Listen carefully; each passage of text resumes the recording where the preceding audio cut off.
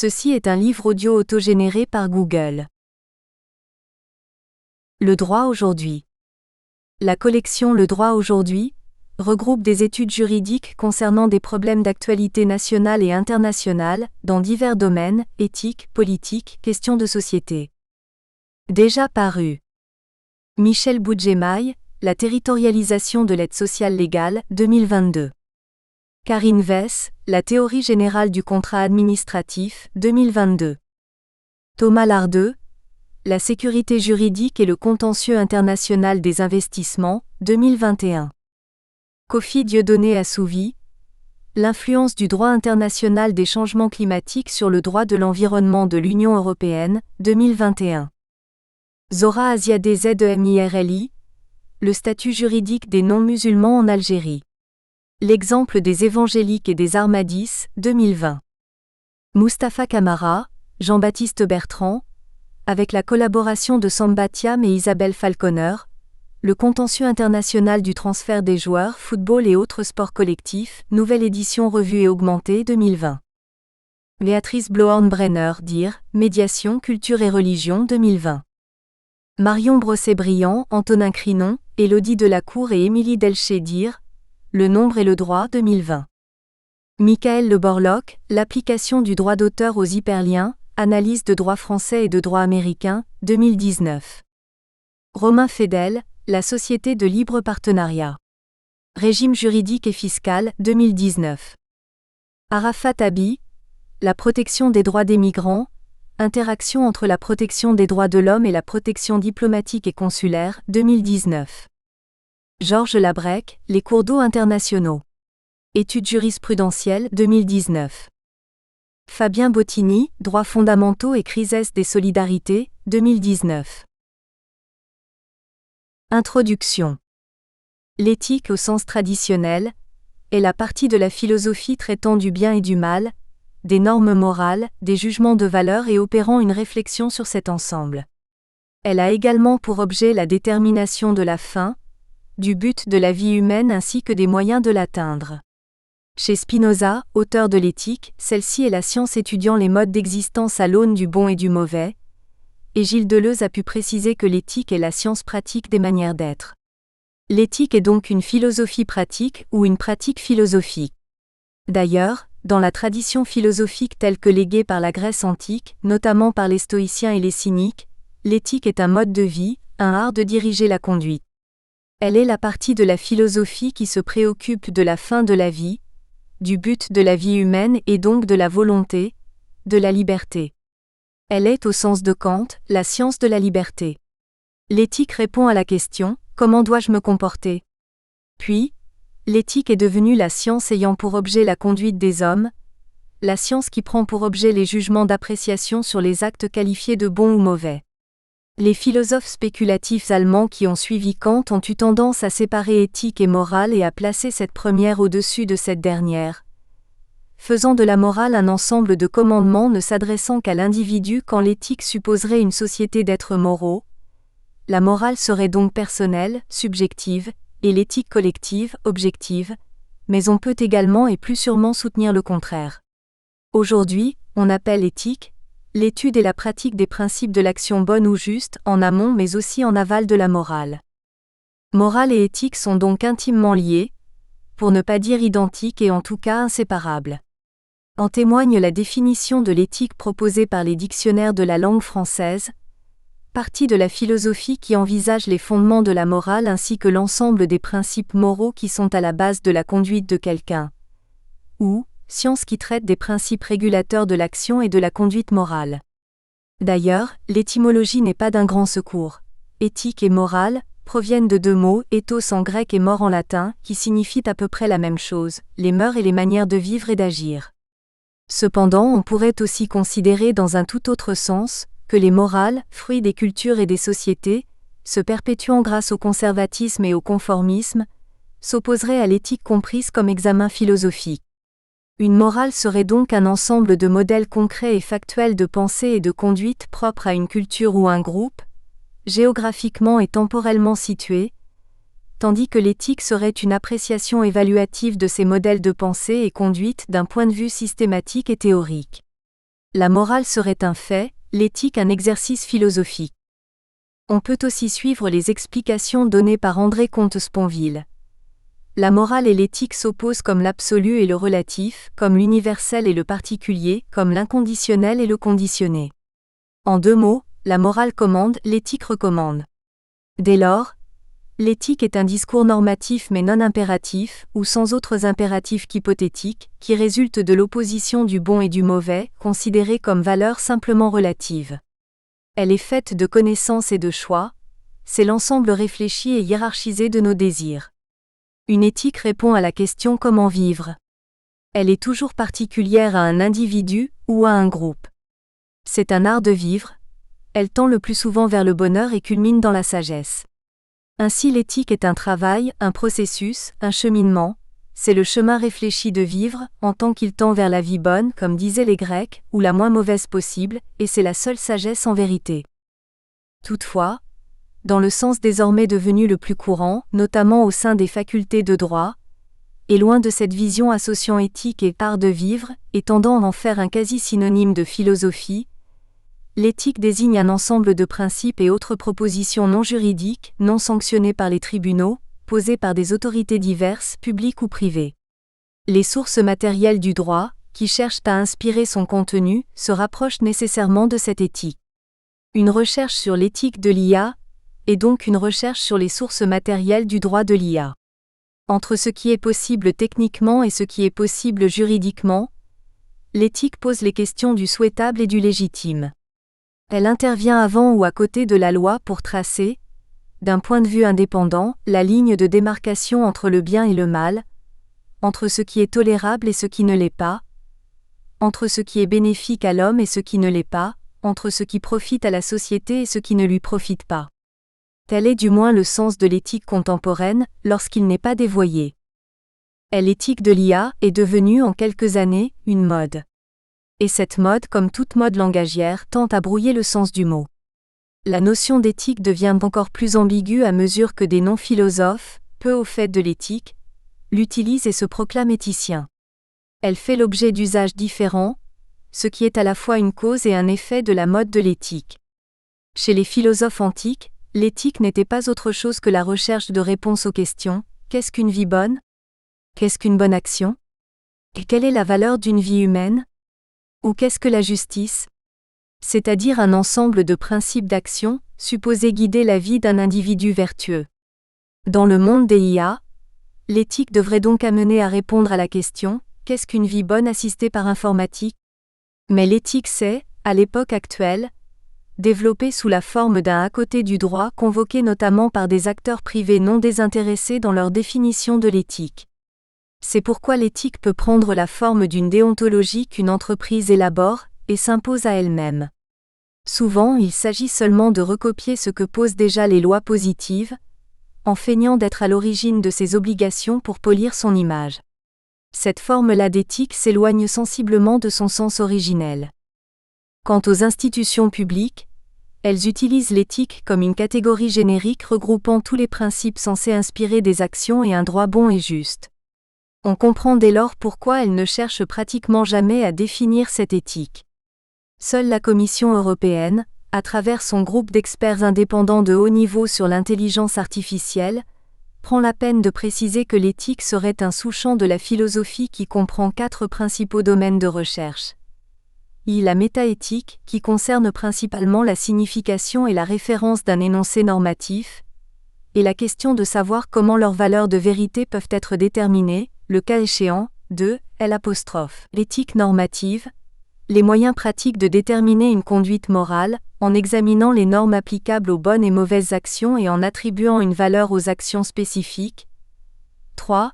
L'éthique descriptive, visant une analyse empirique des comportements moraux et croyances morales des personnes. IV. L'éthique appliquée, qui concerne ce que nous sommes obligés de ou autorisés à faire dans une situation spécifique, souvent une première, ou dans un domaine particulier de possibilité d'action, souvent sans précédent.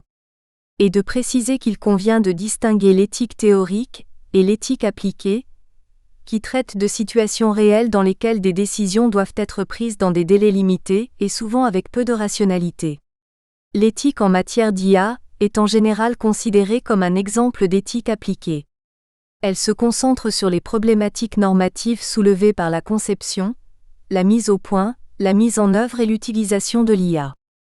Un autre usage de la notion d'éthique s'est développé parmi les institutions publiques, depuis la création en 1983 du Comité consultatif national d'éthique pour les sciences de la vie et de la santé, CCNE.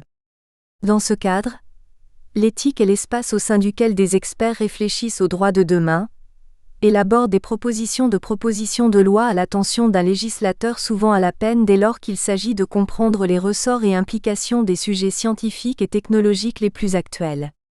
Ici, l'éthique se nourrit avant tout d'humanisme et a vocation à permettre un développement durable, y compris socialement et humainement, ainsi que la bonne application du principe de précaution.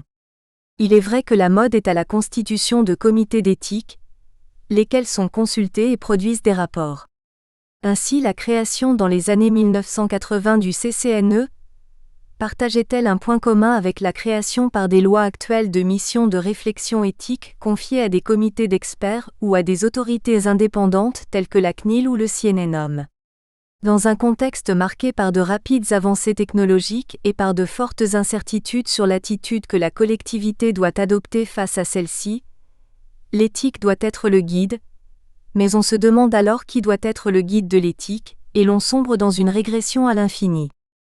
De nombreux rapports sont produits, à l'image de ceux du Conseil d'État ou de celui de la mission Villani, dont l'intention était de modestement proposer quelques pistes permettant de poser les bases d'un cadre éthique pour le développement de l'IA. Pour certains commentateurs, cette frénésie éthique serait le règne de la poudre aux yeux et du soutien délibéré des institutions publiques à un modèle économico-civilisationnel indigne. Il est vrai que les comités et rapports éthiques tiennent un discours assez récurrent et convenu, essentiellement tourné vers le besoin de protéger la vie privée et les données personnelles. Des pays comme le Royaume-Uni ont institué des comités éthiques nationaux. Au niveau mondial, le Québec a proposé d'héberger à Montréal une agence mondiale, à l'image de l'Agence internationale contre le dopage. Dans le même temps, l'UNESCO a lancé une réflexion internationale. Mais la diversité d'initiatives que l'on observe depuis de nombreux mois, où les rapports publics croisent les travaux de recherche et les chartes et autres déclarations privées, camoufle une éthique assez plate. Les valeurs éthiques proposées pour encadrer la création et l'utilisation des IA sont peu ou prou toujours les mêmes, quel que soit l'auteur du discours. Ces valeurs sont reprises comme par mimétisme d'un rapport à l'autre. On pourrait penser que l'éthique de l'IA susciterait des approches philosophiques ou scientifiques du sujet variées et de grandes disputes, mais elle aboutit davantage à un consensus mou qui peut-être passe sous silence certains défis que l'IA pose à l'homme, des défis pourtant essentiels tant pour l'avenir de la société que pour celui de l'homme. En ces pages, cependant, il s'agira de produire un rapport sur l'éthique de l'IA telle qu'elle est promue dans le cadre de l'Union européenne et non de proposer de nouvelles pistes pour cette éthique de l'IA. Le présent travail est ainsi en quelque sorte un rapport sur des rapports. Il est donc essentiellement scientifique, c'est-à-dire objectif, empirique, descriptif. C'est en effet parmi les institutions de l'Union européenne que les efforts les plus remarquables ont été fournis afin de développer l'éthique de l'IA, mais il s'agit d'une approche tout à fait particulière de cette éthique, et d'autres pourraient être explorées ou proposées. Ensuite, l'éthique telle que comprise lorsque l'on parle des éthiques de l'IA, n'a de sens et d'effet véritable que si elle se trouve concrétisée par le droit. Or, pour l'heure, on se satisfait largement de cette éthique en soi, sans chercher à la traduire dans la loi. En même temps, l'éthique peut prôner des principes déjà consacrés par le droit positif, comme la non-discrimination ou la transparence, ce n'est pour elle qu'une situation contingente. Elle se place à part du droit positif. Elle pense, par exemple, la non-discrimination avant et au-delà de l'article 6 de la Déclaration des droits de l'homme et du citoyen, ou de l'article 14 de la Convention européenne de sauvegarde des droits de l'homme et des libertés fondamentales. Ce sont des réflexions détachées de systèmes juridiques localisés et temporaires qui la constituent, notamment car elles cherchent à inspirer un droit universel et intemporel. L'éthique est donc une éclaireuse du droit, arrivant avant et se plaçant au-dessus de lui. Quand la CNIL se propose d'engager une réflexion collective sur un pacte social dont certains aspects essentiels, liberté fondamentale, égalité entre les citoyens, dignité humaine, peuvent être remises en question dès lors que l'évolution technologique déplace la limite entre le possible et l'impossible et nécessite de redéfinir la limite entre le souhaitable et le non souhaitable. Elle s'inscrit dans un cadre éthique. Il faut œuvrer à ce que ce cadre permette une réflexion renouvelée, objective et réellement humaniste, c'est-à-dire dictée uniquement par les intérêts humains. De ce point de vue, le cas de l'Union européenne est particulièrement intéressant à observer, même si l'on peut lui adresser un certain nombre de critiques, au premier rang desquelles celle selon laquelle elle tente à subroger à l'éthique véritable une éco-éthique dans laquelle les enjeux économiques pèsent aussi lourd que les enjeux humains et sociaux, mais peut-être qu'une vie bonne n'est possible qu'à condition d'être une vie riche y compris économiquement. Alors que l'intelligence artificielle touche désormais tous les aspects de la vie individuelle et sociale, que les hommes, sans toujours le savoir, interagissent en permanence avec des systèmes automatiques pour optimiser leurs faits et gestes, il importe de s'assurer que cette IA serve réellement l'humain et ne le desserve pas. Tel est justement le rôle de l'éthique. Le problème est que celle-ci se trouve de plus en plus travestie, manipulée, utilisée telle une caution afin d'agir à des fins qui pourtant peuvent être anti-humaines, non éthiques. C'est pourquoi il est tentant de se méfier de l'éthique de l'IA. Parmi les travaux sur ce sujet, il se trouve assurément de nombreuses sources d'inspiration fort intéressantes, à commencer par le traité de droit et d'éthique de la robotique civile de Nathalie Neff-Jean. Cependant, depuis la parution de cet ouvrage, l'éthique a envahi le champ de la recherche sur l'IA et elle s'est mise pour partie au service de ceux qui ont des intérêts dans son développement technique et économique. De plus en plus, l'éthique perd sa neutralité et se place du côté des politiques et des industriels de l'IA. Elle ne permet dès lors plus de savoir ce qu'est réellement une vie humaine bonne, juste et droite. L'éthique de l'IA a été placée au cœur de l'actualité et des débats. Son succès lui a nui en la transformant en vague concept polysémique multiforme et multi-usage. De la voiture autonome aux assistants personnels, on s'efforce partout de mettre en avant le sésame de l'éthique pour imposer de nouveaux produits à des consommateurs aux yeux de qui le terme éthique sonne tel le carillon de la confiance. Certains cherchent sincèrement à identifier et définir des valeurs communes et des principes cadres sur lesquels fonder un droit international de l'IA. D'autres voient dans l'éthique un moyen de favoriser le moins-disant juridique et de masquer soit les problèmes, soit le manque de solutions. Pour l'éthique dans sa forme contemporaine, les valeurs humaines et sociales doivent être conciliées avec le développement technique et économique, et en cas de contradiction, ce n'est pas nécessairement le développement technique et économique qui devra céder. Cela s'explique notamment par le fait que l'éthique de l'IA prospère au moins autant dans un cadre privé que dans un cadre public. Les technologies d'IA sont élaborées et dirigées principalement par des sociétés multinationales appartenant au secteur privé, et qui, de ce fait, n'ont que peu d'obligations à l'égard du bien public et de l'intérêt général à respecter. Tel n'est le cas que lorsque cela converge avec leurs intérêts particuliers. Or justement, la question de l'acceptabilité des IA est un enjeu majeur pour tous ceux, comme les multinationales du numérique, qui entendent déployer ces technologies à très forte valeur ajoutée et permettant d'obtenir des positions privilégiées sur ce marché gigantesque qu'est celui de la vie humaine.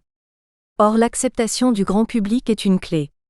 Des polémiques, plus ou moins bien fondées, peuvent ruiner la réputation d'un géant pourtant bien établi.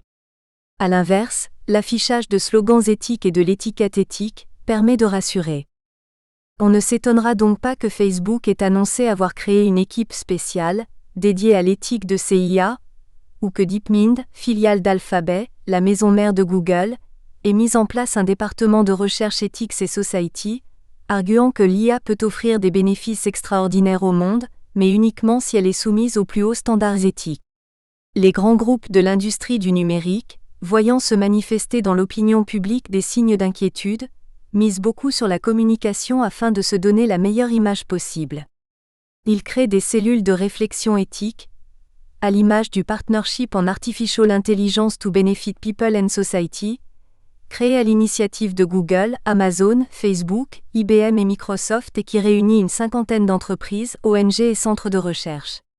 En 2018, Google a publié une liste de 7 principes éthiques afin d'éviter tout impact injuste de l'IA sur les personnes. Puis, en 2019, la firme de Mountain View a lancé son propre comité d'éthique de l'intelligence artificielle, lequel a très vite été dissous en raison d'une pétition signée par plus de 2000 de ses employés exigeant le départ de plusieurs membres controversés. De telles initiatives se multiplient, et par exemple, le Vatican a annoncé qu'il s'associait à Microsoft pour créer un prix universitaire destiné à promouvoir l'éthique dans le domaine de l'intelligence artificielle, en accord avec l'anthropologie chrétienne. Beaucoup d'autres entreprises ont de la même manière investi dans ces mesures de communication et d'affichage indispensables, afin de véhiculer une image positive auprès du public. Les géants privés de l'IA cherchent à se positionner dans toutes les ramifications du débat mondial. Tous les acteurs du numérique entendent afficher une déontologie permettant de légitimer leurs activités et de réduire les craintes. Cela se traduit même dans des actes concrets. Des chercheurs de Google Brain, Intel, OpenAI, ainsi que de grands laboratoires de recherche américains et européens, ont ainsi publié une boîte à outils visant à rendre l'IA plus éthique. Y figure notamment un système de chasse aux biais, sur le modèle des bug bounty, qui consiste à payer des développeurs afin de trouver les biais d'une IA donnée. Il ne faut pas être dupe de cette IA éthique, dont les acteurs sont à la fois juges et parties. Il est délicat de faire confiance à une caution éthique accordée à une entreprise et à ses outils par elle-même. Qu'on se souvienne des pratiques de philanthropie mises en place à la fin du XVIIIe siècle par les cercles libéraux. Les femmes de patrons s'occupaient des pauvres pendant que leurs maris les fabriquaient. Alors que la vertu devient l'ennemi de la performance, car plus on protège les droits individuels, moins on est compétitif, toute culpabilité est écartée au moyen de rapports dits éthiques, forme moderne et onéreuse de l'expiation. L'attitude de nombreux acteurs de la Silicon Valley peut sembler hypocrite ou schizophrène. Ils cherchent au moins en apparence à faire le bien tout en faisant du profit. Mais une question telle que celle de l'éthique ne devrait interroger que la manière de faire le bien, à l'exclusion de tout autre enjeu. Dans un livre célèbre, Max Weber avait associé l'esprit du capitalisme, défini par la création de richesses, avec l'éthique protestante, qui fait du travail une véritable mission et de l'ascétisme une règle de vie. L'Amérique protestante doit son développement à cet équilibre entre recherche de rentabilité et culture de l'intimité. Mais les GAFAM et autres acteurs ne peuvent pas être à la fois efficaces et vertueux. Pour gagner des parts de marché, conquérir de nouveaux clients, ils doivent connaître les individus le plus intimement possible, infiltrer un maximum de pans de leur vie, au besoin de manière insidieuse, détournée. L'intelligence artificielle oblige à dissocier l'esprit du capitalisme et l'éthique protestante. Ainsi les États-Unis oublient-ils leur vocation originelle, tandis que la Chine n'a jamais été dérangée par ce genre de considérations. Les entrepreneurs chinois avouent en toute franchise qu'ils cherchent à connaître parfaitement les individus et à maîtriser au maximum leur conduite, quand leurs homologues américains perdent du temps et de l'argent avec les chartes éthiques. On saisit dès lors le désarroi de beaucoup de start-upers américains, comprenant qu'ils ne peuvent pas bien faire moralement tout en développant leurs techniques et en cherchant à conquérir des marchés. L'éthique est dès lors un pis-aller, un moyen de redorer son image morale en contrepartie de contraintes limitées. La crise de la morale protestante plonge les acteurs de la technologie dans un trouble réel et les pousse à chercher des alternatives spirituelles.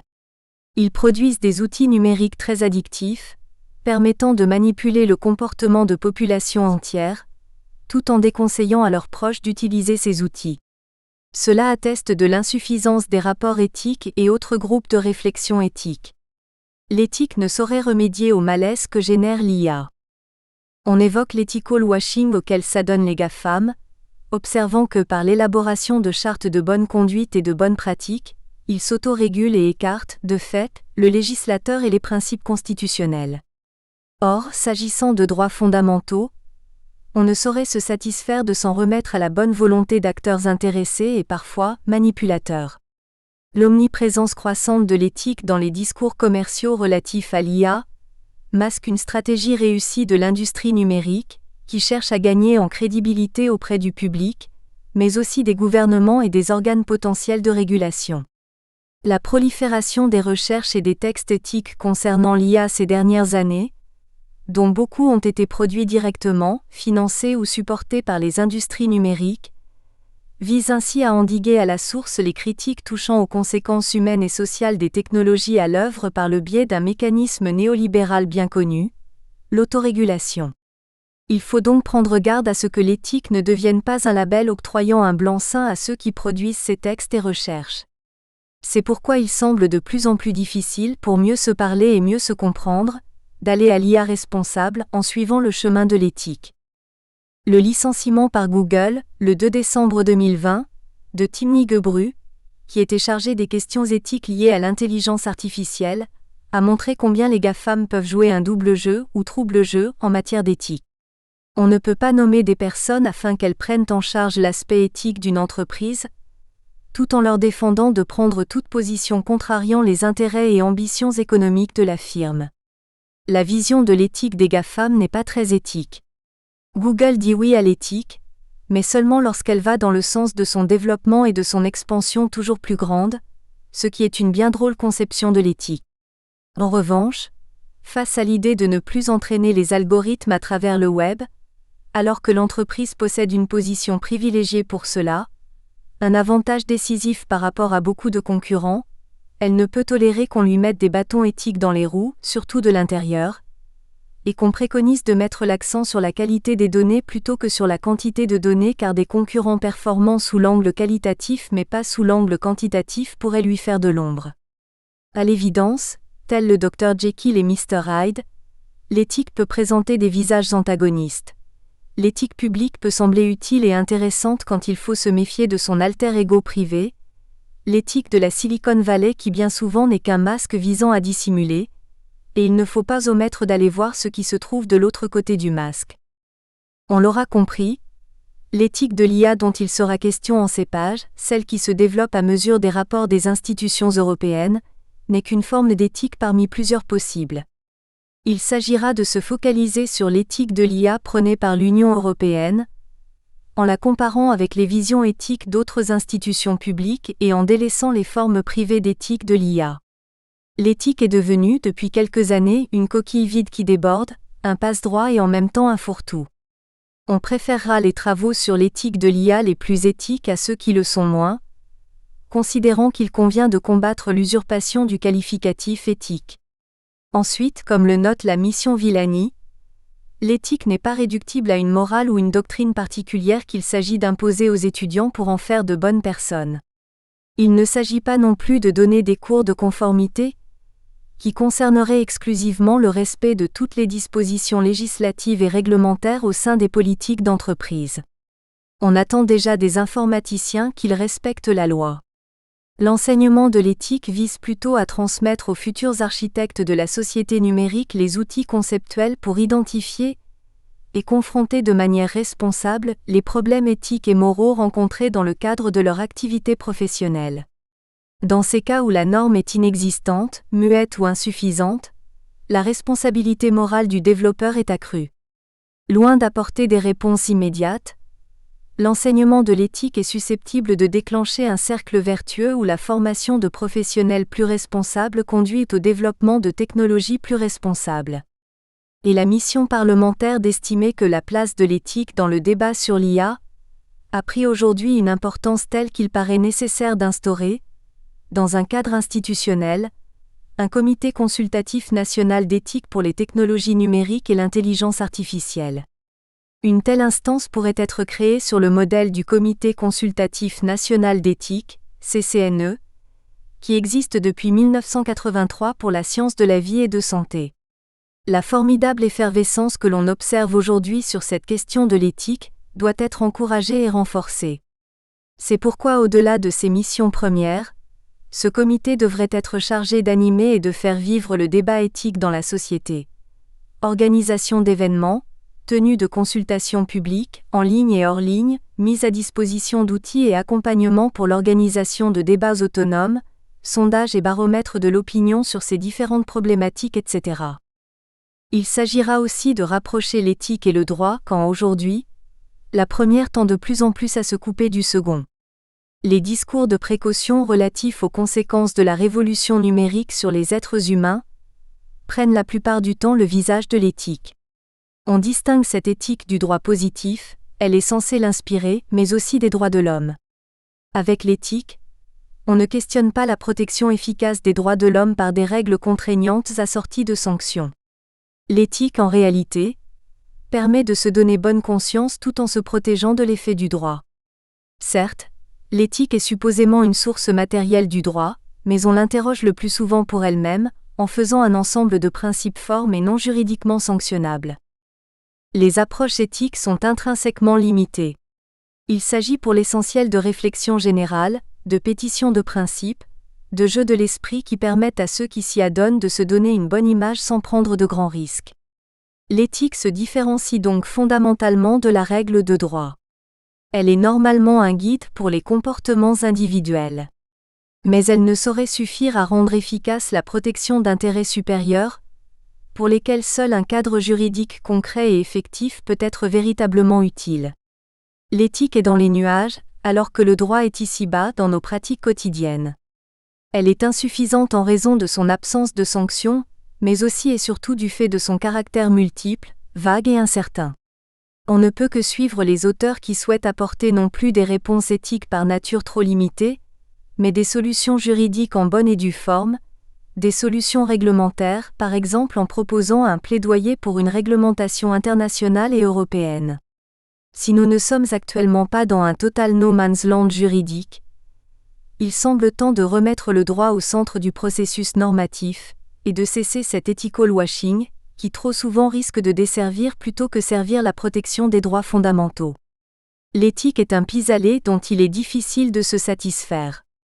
Ainsi, en 2020, les auteurs du livre blanc IA digne de confiance, membres du collectif Impactet, pouvaient-ils estimer qu'il existe déjà plus de 200 chartes et textes visant à donner un cadre éthique à l'intelligence artificielle, si bien qu'un véritable risque d'ethical washing est apparu, semblable au greenwashing dans le domaine de l'environnement.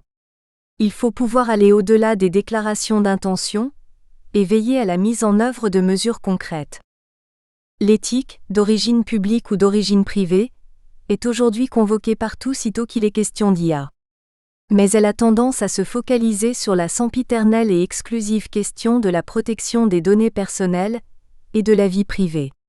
L'éthique de l'IA doit aller très au-delà de cette problématique. L'homme n'est pas remis en cause par l'IA que dans son goût pour l'intimité.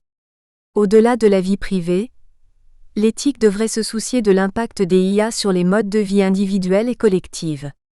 Ceux-ci sont de plus en plus dictés par des instruments numériques discrets mais très influents.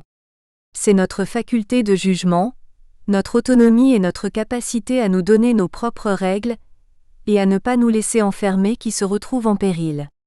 Le défi est moins celui de la vie privée que celui de l'existence. L'éthique devrait se consacrer en priorité au courage de nous servir de notre propre entendement, pour reprendre la fameuse formule d'Emmanuel Kant si emblématique des Lumières. Elle devrait s'incarner dans la capacité des hommes de se déterminer librement et de résister aux puissances technico-économiques. L'IA est peut-être un destructeur d'éthique en ce qu'elle prive les hommes, en échange du confort du tout près, de leur capacité à exercer toute politique d'eux-mêmes. Il faudrait consacrer un droit à l'errance qui, dans le contexte des réseaux sociaux et des objets connectés, serait le droit de vivre sans ces outils ou loin de ces outils, le droit de ne pas suivre leurs indications et même de refuser leurs notifications, le droit de suivre sa route librement réellement. Plutôt qu'un droit à la vie privée, il s'agirait de consacrer un droit à la vie libre quand l'IA conduit vers une vie privée de liberté. L'enjeu ne serait pas de protéger l'individu du regard des autres et du regard des multinationales du numérique. Les données peuvent très bien être anonymisées et traitées par des algorithmes aveugles, mais de permettre de ne pas générer de données et de ne pas recevoir de signaux en retour, se constituer, s'autodéterminer librement, loin de toute religion quelle qu'elle soit. Libérer la liberté, en quelque sorte.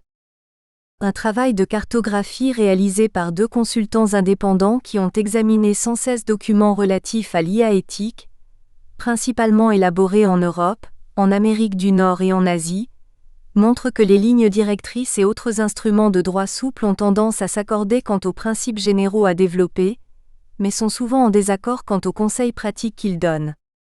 Il existe donc tout de même des divergences entre les différentes IA éthiques défendues à travers le monde.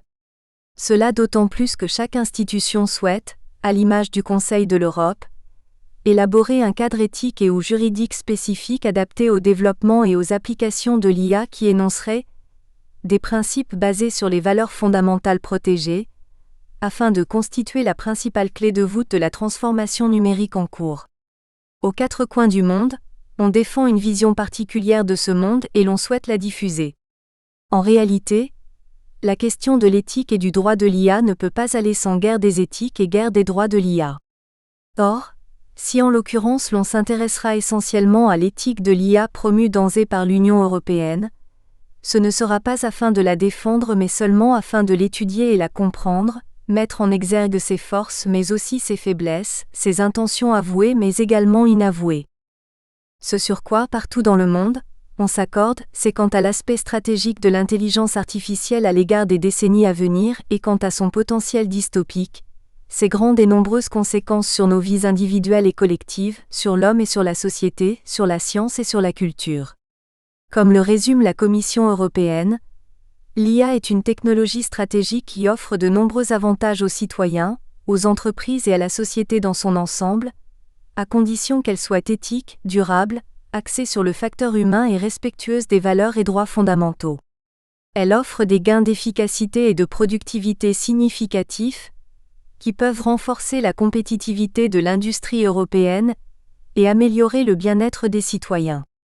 Elle peut également contribuer à relever certains des défis les plus pressants de la société, notamment la lutte contre le changement climatique et la dégradation de l'environnement, les défis liés à la durabilité et à l'évolution démographique, la protection de nos démocraties et, lorsque cela est nécessaire et proportionné, la lutte contre la criminalité.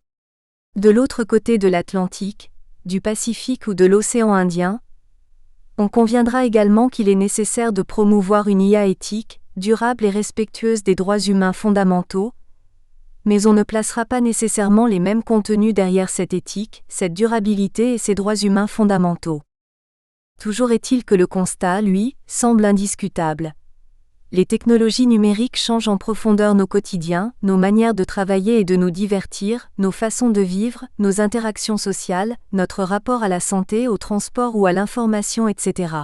Les communications électroniques, les réseaux sociaux, le e-commerce et les entreprises numériques en général renouvellent le visage de nos sociétés. Ils génèrent une quantité toujours croissante de données qui, si elles sont mises en commun et utilisées, peuvent déboucher sur des moyens et des niveaux de création de valeur totalement nouveaux.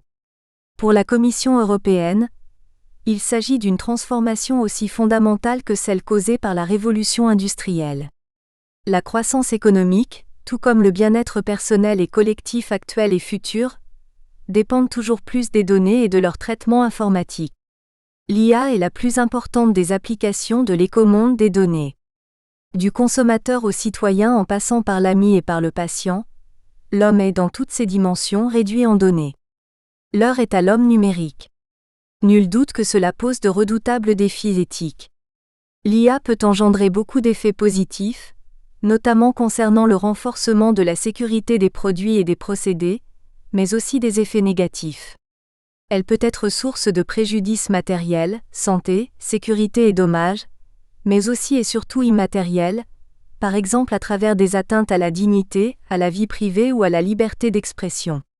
L'objectif d'un éventuel cadre réglementaire et de l'éthique sur laquelle il prendrait appui devrait logiquement consister à imposer des garde-fous afin de limiter les divers risques et encourager les bénéfices pouvant s'attacher à l'IA.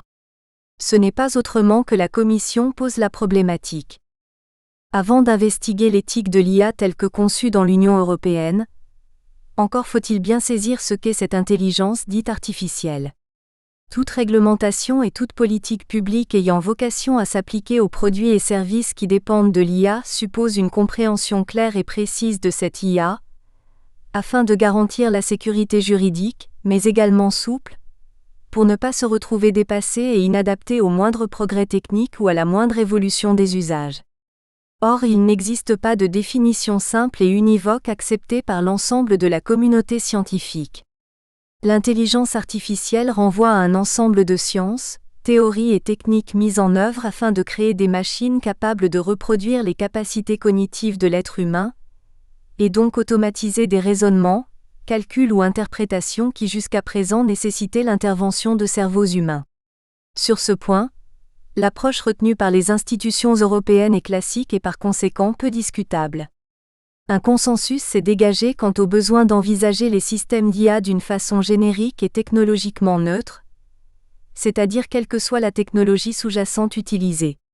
Ainsi l'éthique de l'IA et par suite, le droit de l'IA doivent-ils pouvoir viser toutes les technologies permettant une prise de décision automatisée, quel que soit le contexte socio-technique dans lequel elles s'inscrivent et les fins qu'elles poursuivent. L'enjeu de la définition de l'IA est de trouver un équilibre entre, d'une part, une définition trop fine techniquement risquant de rendre obsolètes sur le court terme les régimes applicables à l'objet visé et d'autre part, le risque inhérent à une définition trop vague qui rendrait pénible l'application des dits régimes en offrant une trop grande place à l'interprétation et en rendant le cadre en question non uniforme.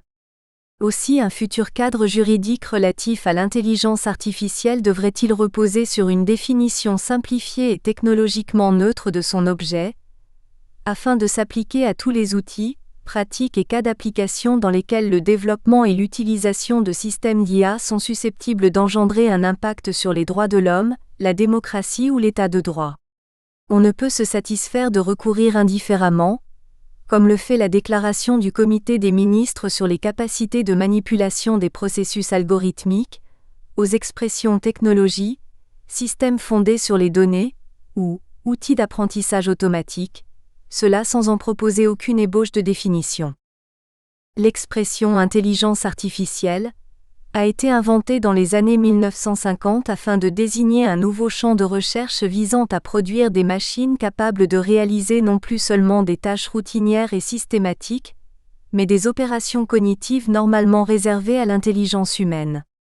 Avec l'amélioration exponentielle de la puissance de calcul jusqu'à aujourd'hui et l'explosion de la production de données, l'IA en est venue à désigner des machines capables d'apprendre et interpréter, avec des mécanismes d'autorelation et d'autocorrection.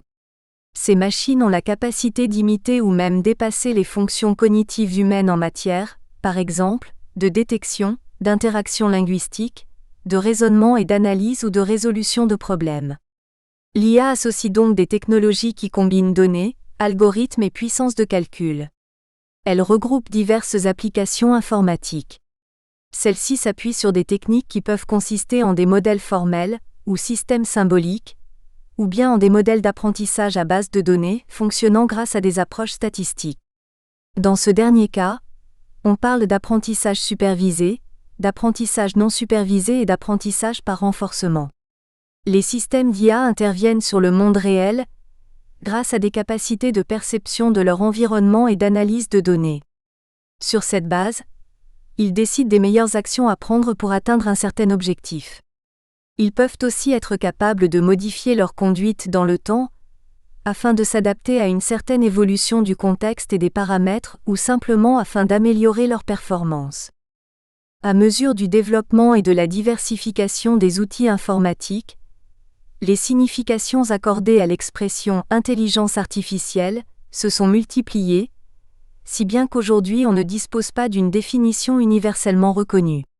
C'est pourquoi il semble bienvenu de retenir l'approche de l'IA la plus consensuelle et inclusive, combinant les approches de l'informatique, de l'ingénierie électrique, de la robotique, de la psychologie et de la philosophie. Cette définition générale repose sur deux aspects principaux, l'un théorique ou scientifique, et l'autre pragmatique ou technologique. L'IA théorique, ou scientifique, recourt aux concepts et modèles de l'IA afin de répondre à des questions sur les êtres humains et d'autres êtres vivants. Cette IA s'associe ainsi naturellement à des disciplines comme la philosophie, la logique, la linguistique, la psychologie et les sciences cognitives. Elle aborde des problématiques telles que qu'entend-on par intelligence et comment distinguer l'intelligence naturelle de l'intelligence artificielle? La pensée a-t-elle nécessairement besoin d'un langage symbolique? Peut-on créer une IA forte? Une intelligence authentique de la même espèce et aussi générale que l'intelligence humaine, par opposition à une IA faible, qui ne fait qu'imiter l'intelligence humaine et ne peut exécuter qu'un nombre limité d'instructions étroitement définies. L'IA pragmatique, ou technologique, préoccupe l'ingénierie et se traduit par le traitement automatique du langage naturel, la représentation des connaissances, le raisonnement automatisé, l'apprentissage automatique, l'apprentissage profond, la vision par ordinateur et la robotique. Cette IA pragmatique, ou technologique, associée aux technologies de l'information et de la communication, a permis de grandes innovations en matière de transport, de médecine, de communication, d'éducation, de sciences, de finance, de commerce, de loisirs, etc. Les systèmes dotés d'IA peuvent être purement logiciels, agissant dans le monde virtuel, assistants vocaux, logiciels d'analyse d'images, moteurs de recherche ou systèmes de reconnaissance vocale et faciale par exemple, mais IA peut aussi être intégrée dans des dispositifs matériels, robots évolués, voitures autonomes, drones ou applications de l'Internet des objets par exemple.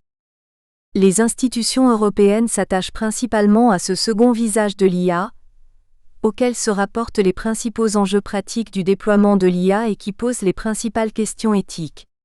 Elles se concentrent sur ces outils informatiques qui effectuent des tâches auparavant réservées à des cerveaux humains, qui étaient des compétences humaines exclusives. Elles n'envisagent guère de réflexion philosophique ou théorique et se concentrent sur ce que font concrètement ces machines intelligentes, capables de percevoir leurs environnements, de recueillir des données de façon dynamique, de les traiter rapidement et d'apporter des réponses grâce à leur expérience. Il ne s'agit donc pas de se demander par exemple si une machine peut penser mais de saisir par l'éthique avant de le faire par le droit, les techniques de collecte, stockage, traitement et restitution de données. La force de l'IA peut se résumer ainsi. Les caractéristiques exceptionnelles des machines cognitives sont dues aux quantités qui sont transformées en qualité.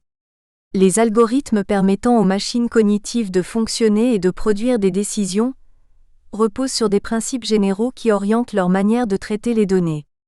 L'éthique a vocation à constituer la source de certains de ces principes, donc d'influencer en pratique le travail des IA, les résultats auxquels elles aboutissent et leur manière d'influencer nos vies individuelles et collectives.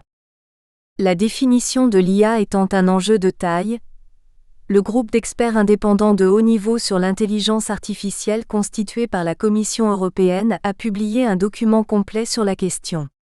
L'Observatoire RayWatch de la Commission européenne a également produit une étude approfondie, comportant une définition opérationnelle et une taxonomie de l'IA. Finalement, le groupe d'experts indépendants de haut niveau sur l'intelligence artificielle réuni par la Commission européenne retient, dans le glossaire qui accompagne son rapport final, que l'intelligence artificielle peut se comprendre en ces termes. Les systèmes d'intelligence artificielle, IA, sont des systèmes logiciels et éventuellement matériels, conçus par des êtres humains et qui, ayant reçu un objectif complexe, agissent dans le monde réel ou numérique en percevant leur environnement par L'. Acquisition de données, en interprétant les données structurées ou non structurées collectées, en appliquant un raisonnement aux connaissances, ou en traitant les informations dérivées de ces données et en décidant de la des meilleures actions à prendre pour atteindre l'objectif donné. Les systèmes d'IA peuvent soit utiliser des règles symboliques ou apprendre un modèle numérique, et peuvent également adapter leur comportement en analysant la mesure dans laquelle l'environnement est affecté par leurs actions préalables.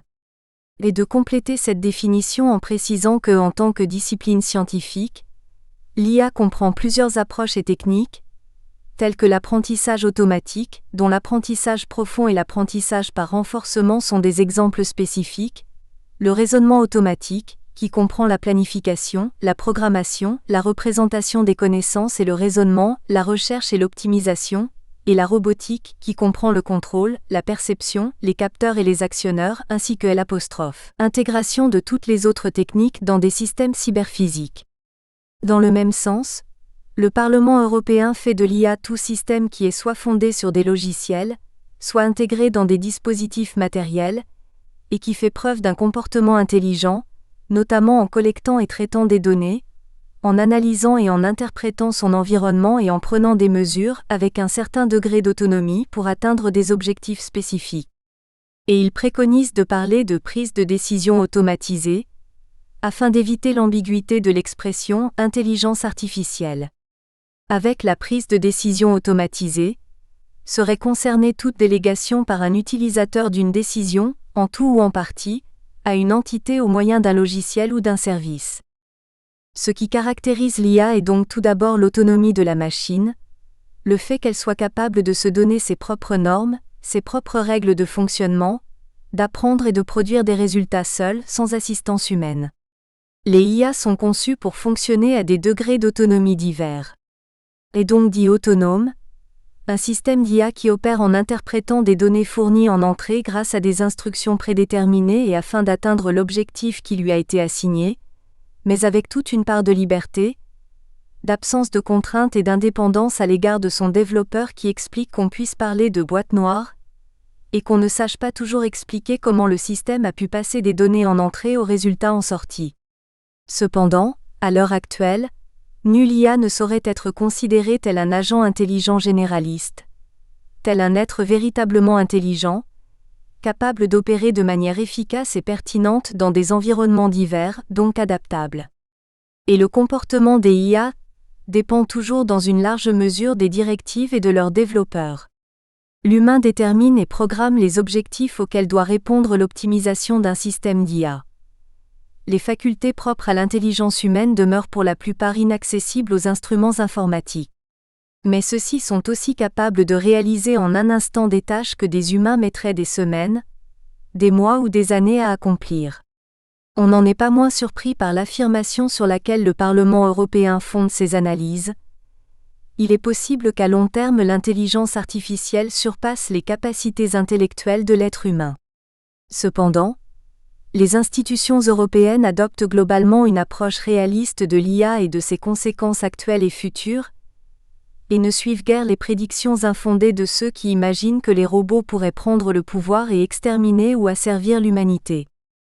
Contrairement à beaucoup d'inventions et progrès techniques, l'intelligence artificielle n'est pas le fruit d'une modélisation de l'intelligence naturelle, pas le résultat d'une étude du cerveau, de sa description scientifique et de sa reproduction technique. La modélisation du cerveau humain est encore bien loin de permettre la création de machines cognitives et réellement intelligentes. Actuellement, c'est une approche par les données qui permet l'apprentissage automatique à travers des réseaux de neurones artificiels. Ces derniers sont constitués de séries de nœuds de conception connectés en couches successives. Les nœuds de la couche d'entrée reçoivent les informations produites par l'environnement, une transformation non linéaire étant ensuite appliquée à chaque nœud. Ces systèmes apprennent à exécuter des instructions en étudiant des exemples, des données étiquetées, en principe sans avoir reçu des règles particulières à appliquer. Quant à l'apprentissage profond, il suppose diverses couches de réseaux de neurones permettant à la machine de fonctionner, par exemple en reconnaissant des formes ou des paroles. Le fait que l'IA pose de redoutables problématiques éthiques est lié à son mode de fonctionnement. Celui-ci suppose de récolter et traiter un maximum de données, éventuellement à caractère personnel. Or, globalement, plus un système prélève et exploite des données, plus il risque de se voir dénoncé comme non éthique. Ces machines dépendent des données auxquelles elles ont accès et produisent leurs effets optimaux lorsque ces données sont innombrables, non limitées, mais aussi pertinentes. L'accès aux données peut connaître des limites techniques, mais aussi des limites socioculturelles, impactant le choix et le traitement des données, et des limites éthiques ou même juridiques. Le travail de l'IA peut être biaisé par l'influence de la culture, de l'histoire ou simplement de la subjectivité de certaines personnes. Il peut aussi être limité par l'éthique et par le droit. L'Union européenne, envisageant cette IA sous un angle éthique avant de le faire sous un angle juridique, le 21 avril 2021, la Commission européenne a présenté ses projets de règlement sur l'intelligence artificielle, lesquels devraient déboucher sur le premier véritable cadre juridique ad hoc pour l'IA, et souhaitant s'ériger en acteur mondial de la science et de l'économie de l'IA, aux côtés des États-Unis et de la Chine, développe et soutient son modèle. Intelligence artificielle à l'européenne. C'est ce modèle que déclinent les divers rapports sur l'IA éthique produits par les institutions de l'Union, qu'il s'agit d'étudier en ces pages. Ils défendent une approche axée sur la régulation et l'investissement, sur les droits fondamentaux des citoyens et la liberté des entreprises, poursuivant le double objectif de ne pas freiner le développement des techniques et des usages de l'IA et de prendre en compte les risques qui s'y attachent afin de les limiter. L'éthique de l'IA se présente ainsi telle une véritable stratégie visant à atteindre certains objectifs préétablis. Elle trouve sa place dans la stratégie du marché unique numérique, MUN, associée à un lourd programme d'investissement. L'IA et son écosystème ont mûri sous l'impulsion de firmes multinationales peu concernées par les contraintes locales et nationales, dont les ambitions et les marges d'action sont planétaires. En outre, afin de favoriser la vélocité de traitement et la fiabilité des systèmes, le traitement informatique est géographiquement dispersé et l'emplacement d'une machine d'IA n'est pas défini par l'endroit où elle fonctionne. En pratique, l'IA repose sur l'informatique en nuage, qui permet d'installer les unités de stockage et de traitement à n'importe quel endroit. On comprend dès lors que l'éthique puisse prévaloir sur le droit puisque ce dernier tend finalement à devenir, comme l'éthique, non contraignant, mais sans bénéficier de l'image positive de l'éthique. Étant donné la dimension mondiale des technologies électroniques et numériques, il serait logique que le pilotage de la stratégie européenne dans le domaine de l'intelligence artificielle se combine avec les initiatives et les travaux, notamment, de l'OCDE ou du Groupe international d'experts sur l'intelligence artificielle, G2IA, lancé lors de la conférence multipartite du G7 sur l'intelligence artificielle en décembre 2018. Cependant, l'Europe ne semble pas prête à opérer des compromis quant aux principes qu'elle défend. En cela, il s'agit bel et bien d'une éthique. C'est une force. Comme le décrit la Déclaration de Montréal pour un développement responsable de l'intelligence artificielle, l'intelligence artificielle constitue un progrès scientifique et technologique majeur qui peut engendrer des bénéfices sociaux considérables en améliorant les conditions de vie, la santé et la justice, en créant de la richesse, en renforçant la sécurité publique ou en maîtrisant l'impact des activités humaines sur l'environnement et le climat. Le développement de l'intelligence artificielle présente cependant des défis éthiques et des risques sociaux majeurs. En effet, les machines intelligentes peuvent contraindre les choix des individus et des groupes, abaisser la qualité de vie, bouleverser l'organisation du travail et le marché de l'emploi, influencer la vie politique, entrer en tension avec les droits fondamentaux, exacerber les inégalités économiques et sociales, et affecter les écosystèmes, l'environnement et le climat. L'IA a des incidences mondiales généralisées et profondes, qui impactent les sociétés et les économies. Elle promet d'améliorer la prospérité et le bien-être des individus, de contribuer à une activité économique mondiale dynamique et durable, de stimuler l'innovation et la productivité, et d'aider à affronter les grands défis planétaires. Mais elle pourrait aussi engendrer de la pauvreté et du mal-être, et être la source de nouveaux graves problèmes planétaires. Et la Déclaration de Montréal peut ajouter que le premier danger que présente le développement de l'intelligence artificielle consiste à donner l'illusion que l'on maîtrise l'avenir par le calcul. Réduire la société à des nombres et la gouverner par des procédures algorithmiques est un vieux rêve qui nourrit encore les ambitions humaines. Mais dans les affaires humaines, demain ressemble rarement à aujourd'hui, et les nombres ne disent pas ce qui a une valeur morale, ni ce qui est socialement désirable. De nombreux pays dans le monde ont aligné leur propre législation sur les règles strictes qui caractérisent le régime de protection des données de l'Union européenne.